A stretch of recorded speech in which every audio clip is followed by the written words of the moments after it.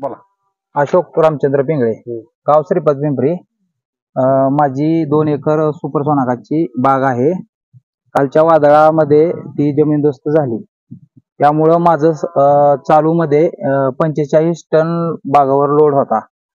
तरी सदर माझं एक 18 ते 20 लाख रुपये नुकसान झालेलं आहे आणि त्यासाठी 7 लाख रुपये मी खर्च केलेला आहे या चालू वर्षामध्ये.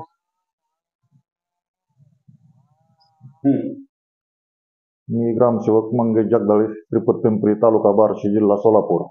काल 21/2/24 दुपारी 4:30-5च्या दरम्यान अचानक वादळ आले. त्यामध्ये पिंगळे अशोक रामचंद्र यांच्या द्राक्षाची बाग पूर्णतः कोसळली. त्यामुळे आम्ही आज रोजी पंचनामा केला. यासाठी सर्कल साहेब, तलाठी साहेब व मी ग्रामसेवक स्वतः उपस्थित होतो. गावातील काही पदाधिकारी उपस्थित होते. या सर्वांनी पाहणी केली असता अंदाजे जवळपास द्राक्ष बागेचे खूप मोठ्या प्रमाणात नुकसान झालेले आहे. तरी अंदाजे रक्कम 20 ते 25 लाख एवढी नुकसानीची रक्कम आहे असे शेतकऱ्यांनी सांगितलेले आहे.